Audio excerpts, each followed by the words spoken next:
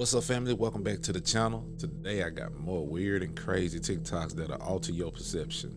So you're gonna want to stay locked in, because you ain't gonna believe this. There's a specific place where hell is on earth. In the Bible, Jesus said, one of my disciples named Antipas would die and be martyred, right?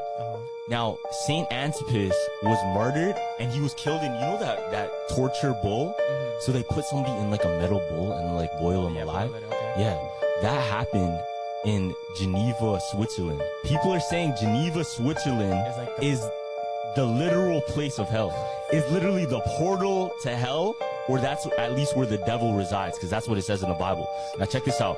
Do you know what else is in Geneva, Switzerland? What? CERN. Oh. CERN headquarters is in Geneva, Switzerland, and the CERN logo is what? Six, fam. CERN is working on particle generation and messing with matter of the universe to tear our dimension with the supernatural and the natural, fam. Yeah. So what if theory? They're trying to open the portal to hell, bro. Well, that theory I believe in. I believe that wholeheartedly, because if they can open portals and cross two different type of worlds or realms, then it's possible. It's possible. And he said, what if they're trying to open the portal to hell? And what if they already have? Because all this weird stuff that's going on Earth right now. Like, I don't put it past them. Y'all let me know what y'all think in the comments. Have you ever lost an item in a way that just shouldn't have been physically possible? So far, everybody I've ever asked has always got at least one example of where they lost an item, like maybe they were in an enclosed space, or in a car, or in a room where there was no place for it to go. It's like it just fell out of the universe. But they lost it, looked and looked and looked, and literally never found it again. Right. Everybody I've asked has got at least one example of that. It's actually probably the most common example of a supernatural story that people have, even people who haven't seen ghosts or anything like that, usually have the item vanished from the universe thing. And I think people usually don't tell the story because it makes for a boring story. It's not like seeing the ghost of your dead grandmother or something in a hallway. It's just like a glitch. It's like a glitch in reality. Yeah. And when you're telling it to a stranger, it's never interesting because the stranger will always say, well, you probably just forgot what room you had it in, or you probably thought you brought it into the room, or maybe a friend stole it, and no matter how much you insist, like, no, there was no one else there. I had it in my hand, and then I set it down, and when I came back in the room, it was gone. I was the only one who was home that day. And it's just too easy to dismiss. But everybody I've asked has got at least one example of that. And then I've got a couple of people who have the weird, rare example of the item turning up again in equally weird circumstances. Yeah. Considering what I do for a living, people always ask me if I've ever seen a ghost or anything weird like that. And I haven't, but I have had this happen.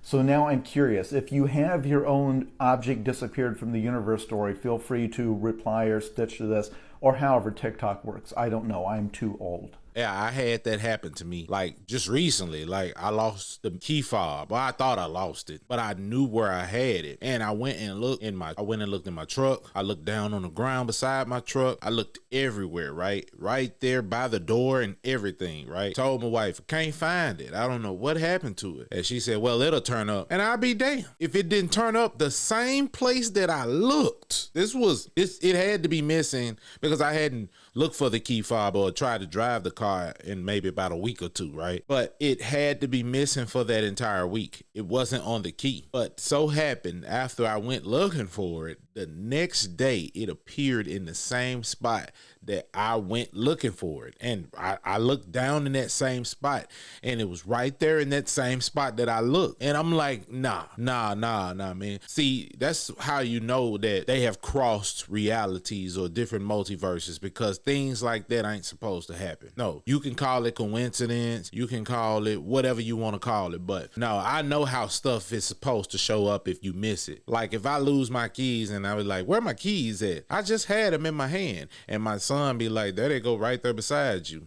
Okay, yeah, I misplaced them or I just looked over them. Yeah, I get that. You know what I'm saying? But not this, especially when I thoroughly look. Now, this is my transportation, so I know I thoroughly looked for this key fob. Thoroughly. But yeah, that's another story for another time, man. Have y'all ever lost something and it just miraculously turned up somewhere that you know you look? In the comments, let me know, man. You've seen like that one world order stuff, right? Yeah. Where it's like the aliens are gonna come in. There's gonna be a god that's supposed to be a god. The Antichrist. The Antichrist. That's actually in the book of Revelation. Yeah, which is crazy. They're supposed to be like a false prophet. There was this girl at like a grocery store. She's like, oh, I'm gonna be the first one to pay for my groceries through my hand.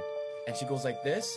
And she goes over the scanner. She goes, and it goes, beep, bing. So I think in the book of Revelation, it said something about how you should never sell your body to do that stuff. Once you do that, you're actually like, it's oh, super bad. that's the mark of the beast, right? The mark of the beast, that's yeah. What they say, the mark of the beast. So it's like that stuff, this new technology, that's all it is. There's a lot of that's in the book of Revelation that's kind of popping up right now. Yeah. Especially like the fires and stuff. That's a huge one. It's real, bro. Everything's being predicted. I really feel like culture kind of imitates or almost predicts real life. Like pop culture predicts real life what happens. It's like, how would they get the message out through the kids? Like, that's the easiest way. Like, yeah, man. They use subliminals. They're using all the things that they know kids like. They're using it to put those subliminals and these subconscious subliminals in them to reprogram kids. And then you wonder why when they grow up and you know you gave them a great upbringing, you wonder why they start acting certain ways. It's because of that. You know, raising children now is only maybe about 50 to 40% physical. It's like 60 to 50% mental now. Scientific, bro. Like, really gotta watch and monitor what your kids is watching, especially when they super young. So recently the government came out and admitted that aliens exist and they've always known they existed. But my question is, what about all the people that the government deemed crazy, even back in the days when they had the insane asylums, and all the people that they locked away and stole all of their stories for our sci-fi movies today, right? One of them being a woman by the name of Elizabeth Alice. Now, Elizabeth was a young, vibrant woman at the time. This was back in like 1860 something, right? Elizabeth was unwed and she didn't have any children. So at the time, she was what would have been considered like a gypsy because she traveled a lot, but she didn't have any roots anywhere. So in 1863, when she decided to explore what is now known as Yellowstone National Park, it was not out of her character. During her exploration, she came upon a clearing between trees. She stated how this clearing looked like a perfect circle, but yet it did not look man-made. Her curiosity did get the best of her because she did enter the clearing and began to basically look around. As she continued to walk, she noticed that the ground began to become covered in small white mushrooms. She stated that even though she felt like she was getting too far away from the clearing, something in her kept making her go forward. She continued to walk until she came to a second clearing. Now, at this second clearing, she described how the trees had gotten extremely large. She said these trees were anywhere between 90 to 120 feet tall. She also stated that the air seemed wet. She said when she looked up in the sky itself looked like the actual ocean. She said she could see the waves. She could see like sea life, marine life, all of these things in the sky itself. And she said that it seemed like the entire place had been casted over with fog. She continued to walk until she came upon what seemed like a large water bubble forming in the middle of the forest. She stated that it was as if her body was kind of just stuck in awe from seeing what she knew didn't make sense scientifically, logically, anything like that. She said her mind just kind of froze and she stood there watching in amazement as this bubble grew larger and larger. The next thing that happened, she said, scared her, but she was still frozen. It was as if her brain could not comprehend what she was actually witnessing. The bubble itself formed into basically a body of what she believed would have been like a female. She stated that this female never said any words. She didn't hear words coming from the female. She actually heard it communicating with her through her mind. This is the point where she began to kind of panic And she did take off running through the forest trying to get back to where she'd come from. As she's running, she begins to notice that these liquid people began forming all through the area that she was running through, which freaked her out even more. So she continued to run.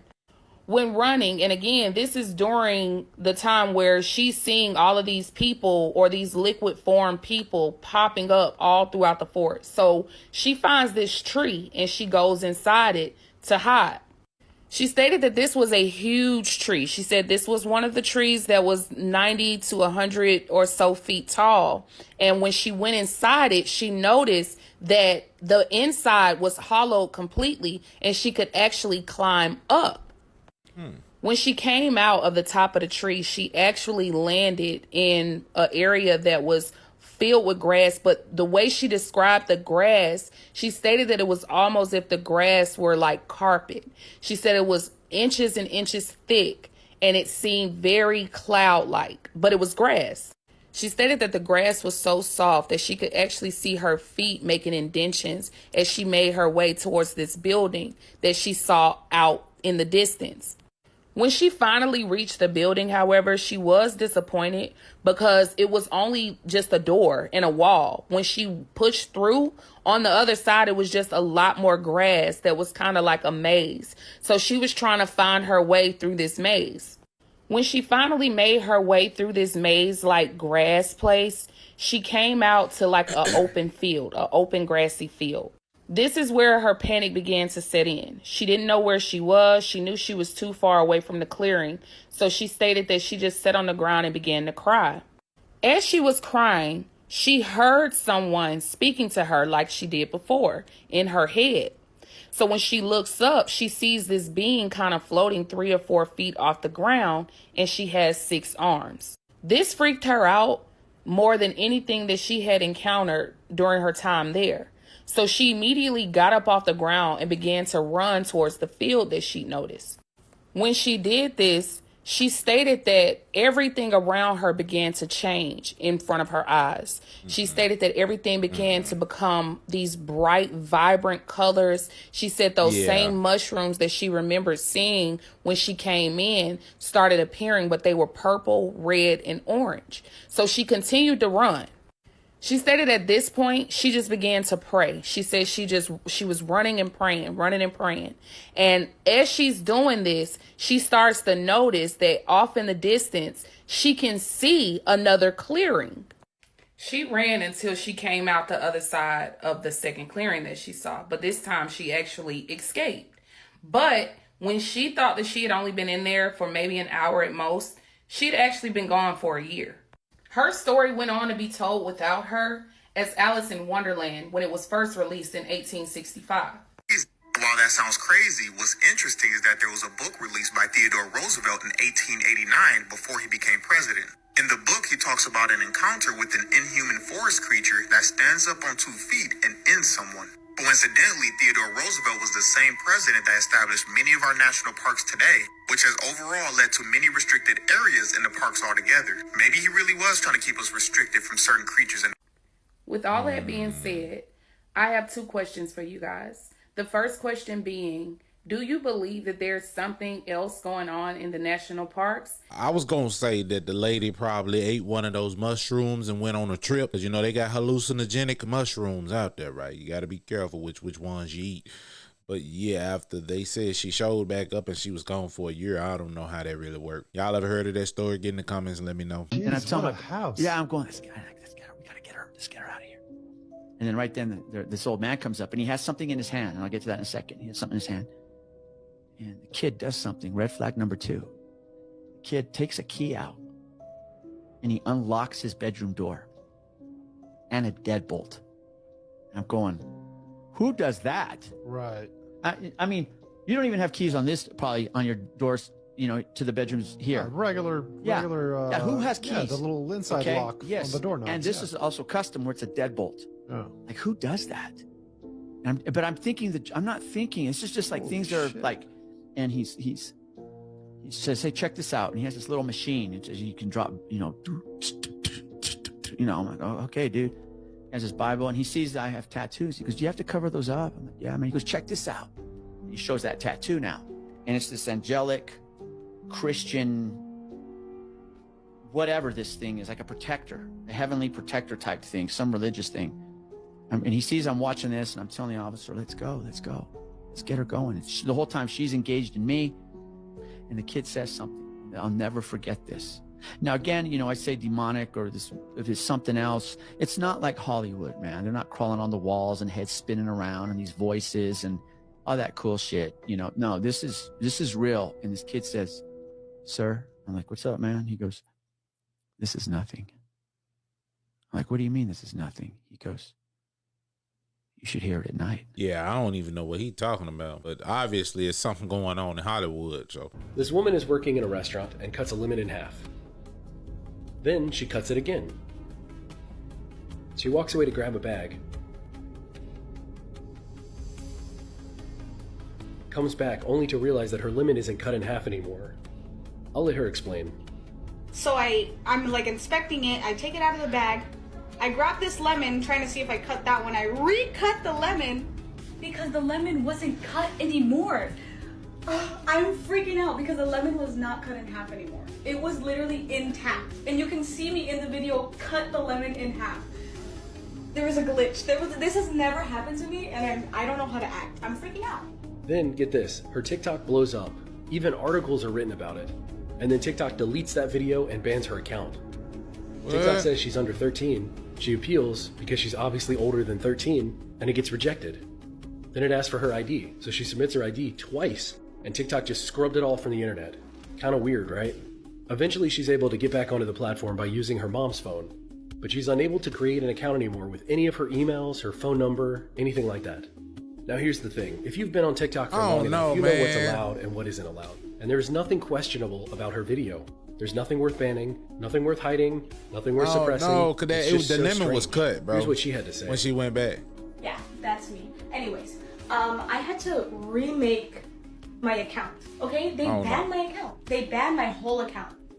I tried opening my TikTok, and this is what I opened to. And I send an appeal, right? Send my ID, and look. I did this twice, and they denied me both times. I don't understand why. Like, why TikTok? What was the real reason, okay? What was the real reason you deleted? Like, isn't that a little sus? Isn't that a little sus? You know what I mean? What makes the water act like this?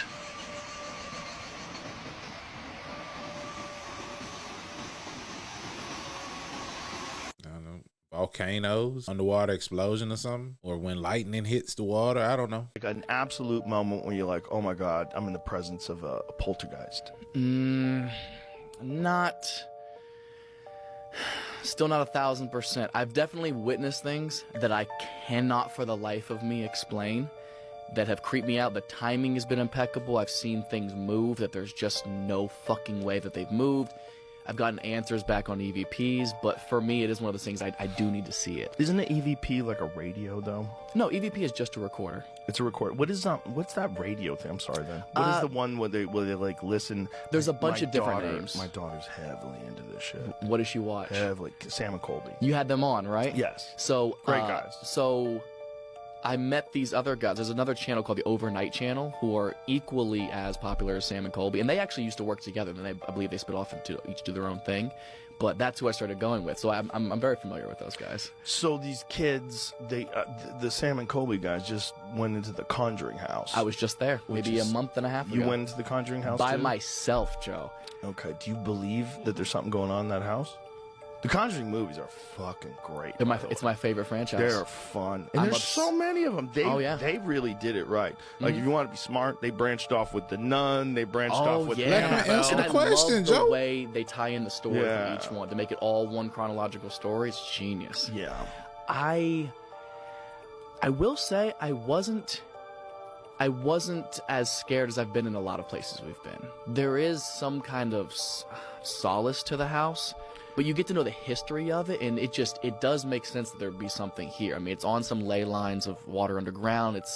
There was war spot there. There's apparently bodies buried on the property in the walls of the property structures and stuff.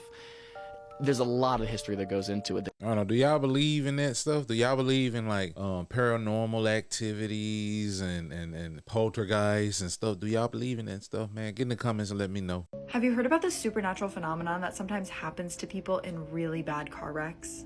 Well, apparently multiple people who have been in horrible car accidents have reported seeing the same strange thing. It's called the third man syndrome, and it's when a supernatural presence offers comfort to a victim during a survival situation. I'm going to share one of the crazy stories with you now, but if you're interested in this, tonight's episode is going to be all of these stories.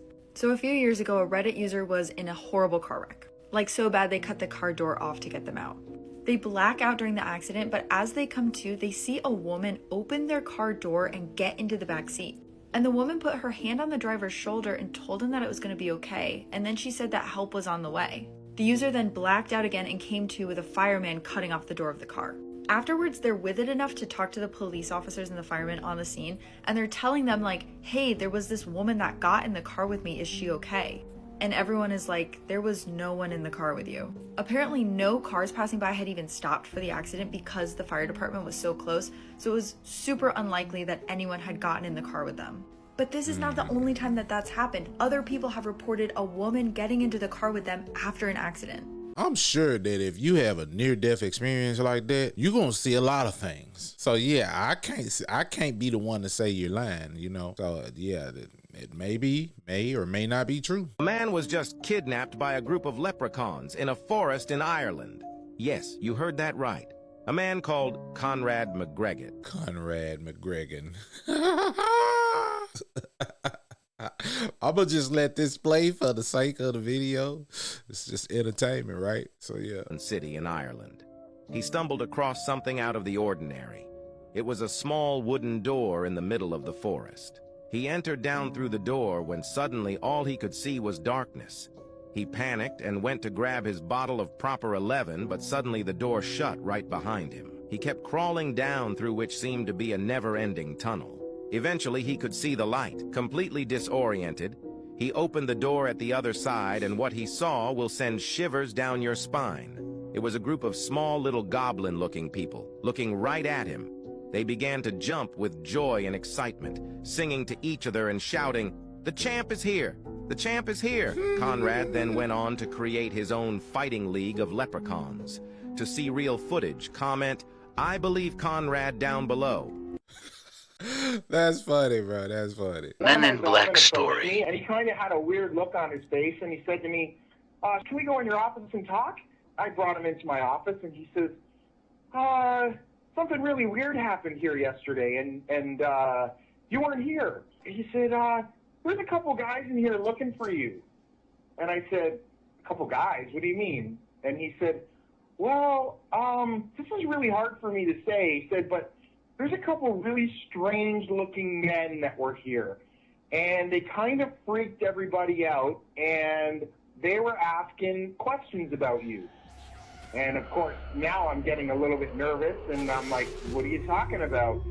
And he said, "Well, they were," he goes, "I don't know how to describe them except for extremely odd-looking. They were really, really tall," he said, "and they were identical height. They were the exact same height. They were wearing the exact same clothes, and they had the exact same faces, like they were twins." And he said they were wearing black suits, black trench coats. They were wearing like the old-fashioned fedora hat. They had extremely, extremely pale skin. And he said they came in and they looked around a little bit and they asked for you. And I said, "I'm sorry, he's actually not working today." And it seemed like they didn't believe me, so they started to walk around the hotel, and shortly after they went to the tour desk, and he goes, "I got busy. I started to have to bring cars around and get luggage, and by the time I came back, they were gone." But he goes, "They freaked me out, and I really wanted to tell you that there were these weird guys in here looking for you." So, of course, now I'm a little bit skeptical and I'm a little bit freaked out all at the same time. So the first thing I do is I run into my security office, because I know how to work the security system, and I rewound the cameras, and sure enough, here comes two gentlemen through the front door looking exactly how he described. Then the next day, I was talking with my tour guest, and one of them asked to talk to me. She came in my office, the same as my bellman, and she said, I need to tell you about something that happened. I heard that you heard that there were some men looking for you. And I said, yes. And she said, they asked a few questions about you, and they said strange things that I didn't understand. And they were talking about governments and conspiracies, and none of it made any sense to me. But she goes, they were very, very scary. And I said, well, why were they scary? And she said, they had no facial hair, none. She said they had no eyebrows, no eyelashes, nothing. Their hair looked like they had a wig on, like it was attached to their hat, like it wasn't even real. And she said, and the scariest thing, their eyes were so big and so blue that they almost hypnotized me a little bit. And she goes, and you're going to think I'm crazy when I tell you this, but I swear they knew what I was thinking. I swear, and I don't think I'm crazy, but I don't even know how they could do it, and I don't know why I'm even telling you this.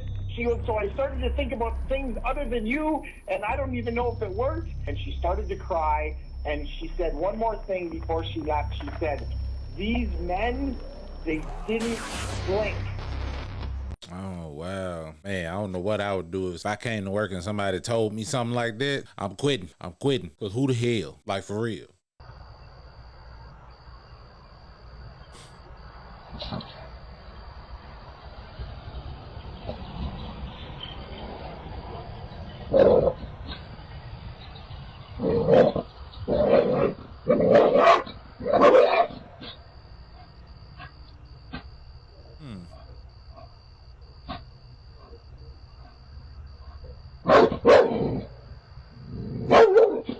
I didn't even see nothing.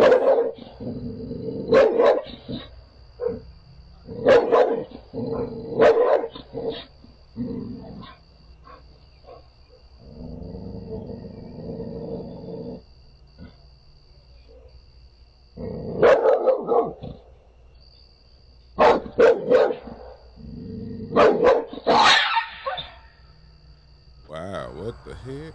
I don't know what that was, but the dog damn sure saw it. Dog saw it for sure. And it scared the hell out of the dog, too. I just think it's really funny when billionaires and multi-millionaires are out here asking us for our money to help their state. Why don't you guys help? I don't know. Instead of just handing out pillows in a gymnasium, Oprah, how about you give some of your millions? Can you do that for the state that you have so much property in, that you contributed to the destruction of? Can you help it out? Or no? Is it just us?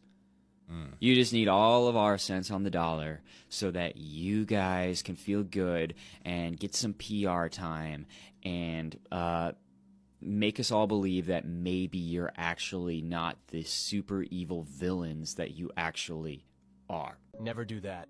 These men found a Jinn in a cave.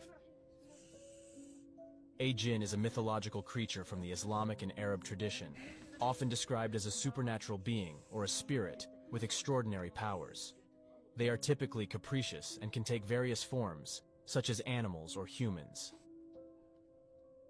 Before showing you the rest of the videos, I want to clarify that I can only protect my subscribers who have shared, commented, and watched the video until the end.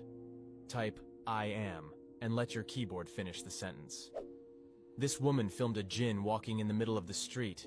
Have you seen its form? Do you think it took the shape of an animal? It's important to be very cautious with these creatures. Some say they can be more dangerous than skinwalkers.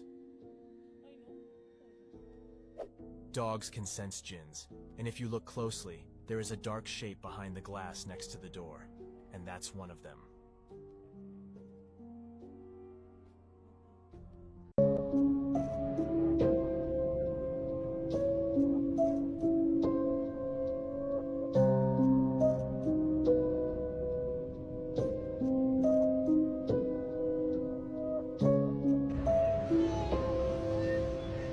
You okay?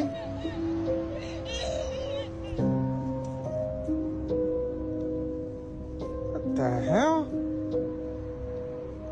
What the fuck is going on here? There ain't nobody there. Miss? WTF is that?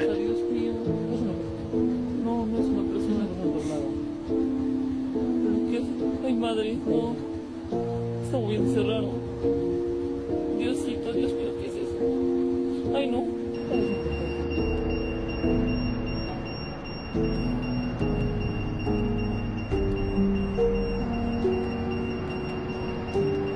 Brought him out.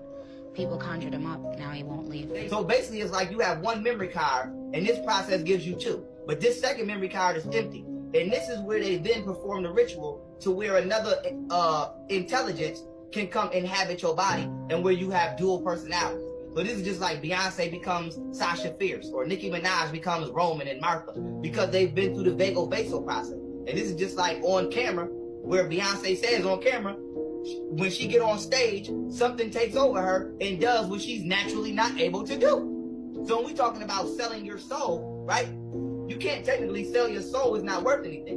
What you're doing is you're selling your physical experience for natural things that don't naturally have a monetary gain. So what they say is, right, we'll let you have cars, money, clothes, and all of this shit that don't matter, but this being wants to exist inside of you for a certain amount of time. When you on stage, right, and you have fans, what do fans do? Your fan in your house projects wind. It projects energy. So when you have all of these fans projecting energy into you, right, it does something to your soul.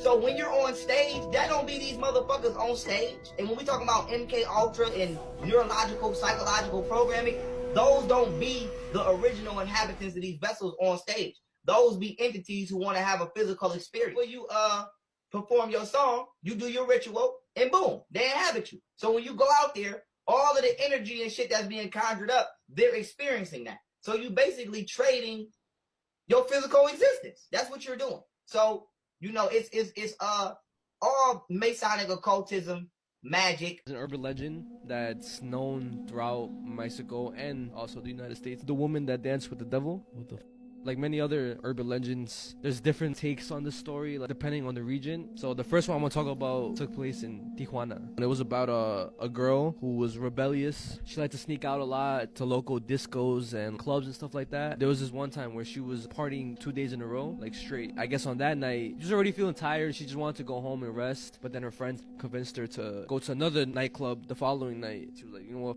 Okay, whatever, I'll go. And then the next day comes, her mom's telling her not to go because it's basically Holy Week that week, and she wants them to go to church. She doesn't listen. She ends up sneaking out, and she goes to a nightclub called the Aloha nightclub. As the night was going, she kind of felt bad for sneaking out, and then she told herself, I'm gonna just take one more shot, and then I'm out of here. And then that's when the guy comes, I guess, swoops her off her feet type shit. They go dance, and they're dancing for a long ass time to the point where she doesn't remember how much they danced for, like how many songs passed already. They're just dancing the night away. All eyes are on them dancing. The girl notices. She's like looking around and stuff, like, why are they looking at us like that? She ends up looking down. The guy had hooves for feet, and then looks at the guy's face. It's all distorted and devilish looking and stuff. She ends up passing out. The only thing she remembers is waking up to the paramedics, and like the place is on fire. Witnesses say that after she fainted, the devil was laughing and ran to like one of the back rooms and like later disappeared and the place went on fire. And now the second story. This one takes place in Stockton, California. A club called the Flamingo Club. Dang, he ain't even give us the whole story. But yeah, man, that's crazy though. If that's a real story, that's crazy, man. This photo is of the Cincinnati Crawler. It was taken by a family who caught him in their home in 1974, but he escaped shortly afterwards. So in 1974, the Johnson family in Cincinnati noticed a couple weird things happening in their home. The 14-year-old daughter, Claire, would complain about seeing glowing eyes outside of her window at night. And then one night, the youngest son, Timmy, was laying in bed in the dark when he felt the family dog jump up onto his bed. But when he went to go pet it, it was not the dog. It was the Crawler, who police still believe was responsible for the disappearance of 4 other boys in the area. Some believe that he was an escaped convict, while others actually believe that he was the victim of human experiments happening in the area that may have been conducted by the family's dad. Claire snapped this photo of him before he escaped, but he was never found since. In 2007, a San Diego family man named John woke up to find that the pantry door in his kitchen had opened during the night. Intrigued by the incident, he set up a camera to record in the kitchen overnight in search of an explanation. Upon playback of his recording, John noticed nothing out of the ordinary until about midnight, when the pantry door suddenly swung open. Curious about the invisible force, he continued to film the door every night. The pantry door unlatched at exactly 12:34 a.m. The strange event continued for months, until one night in September, John decided to stay up and watch the door himself. And that night, he captured what appeared to be the cause.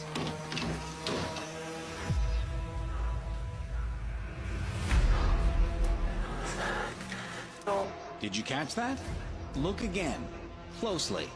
John continued to film the pantry nightly, but no longer wanted to use it to store his family's food. Another California resident made arrangements with John to join him so he could see for himself. 3 a.m. Still nothing happened. But just minutes later... Oh my God. Oh my God. Go, go, go, go, go. Go out, go, go. They couldn't believe what they were seeing, and John encouraged him to make contact. Do you feel anything? What the hell is that? Oh my God.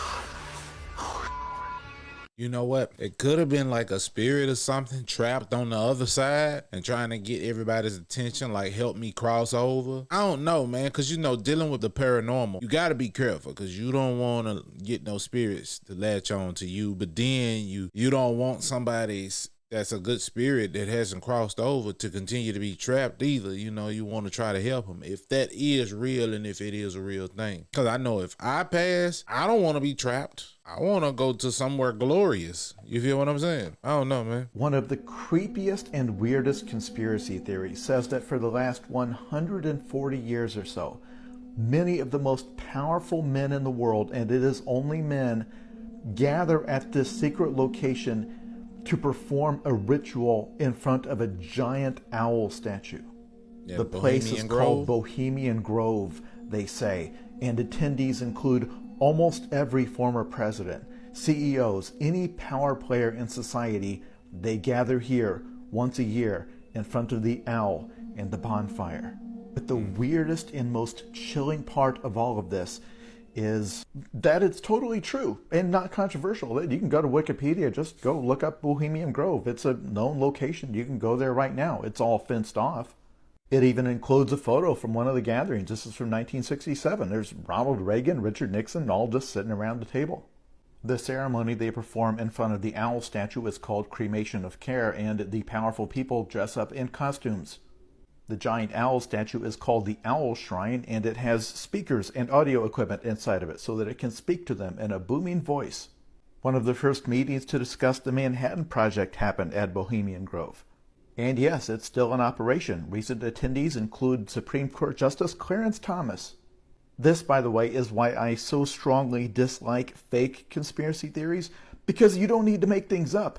Powerful people are weirdos. Yeah, those facts though. I remember when I first saw the Bohemian Grove video, I think Alex Jones went and exposed them, and he played this segment in the video where the speakers was being spoke through, the speakers in the aisle, and it sounded so sinister. Burn me once again.